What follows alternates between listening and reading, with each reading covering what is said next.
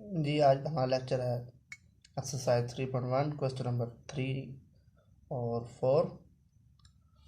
Question number 3 में हमारे पास if 3 into 4x minus 5y equal to 2x मनफी 7y, फाइंड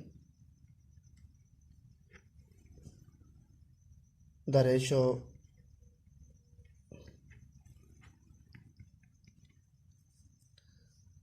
एक्स वाई।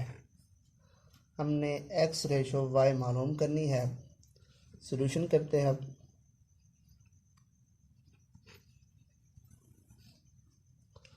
अब देखें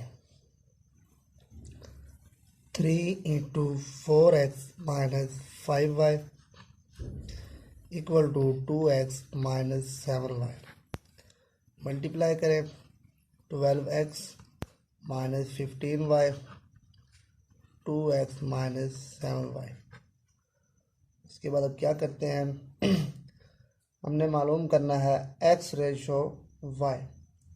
अब क्या करते हैं x वाली को एक तरफ y वाले को एक तरफ।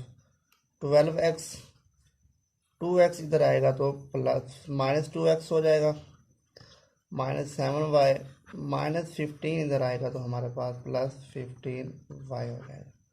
ये हमारे पास 10x और ये हमारे पास 8y। अब हम क्या करेंगे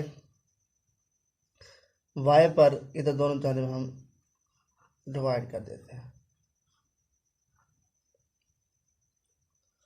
और ये हमें नहीं चाहिए 10 पर भी, इधर भी तो 10y पर हमने डिवाइड कर दिया। 10 से 10 कैंसल, ये y से y कैंसल, हमारे पास आ गया x y। 2 पर डिवाइड करें 4 और 5 तो हमारे पास रेशो बन गई x रेशो y 4 रेशो 5। ये हमारे पास आंसर आ गया। अब करते हैं question number 4।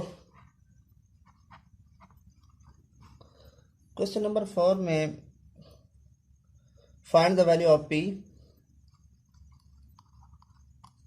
Find the value of p if the ratios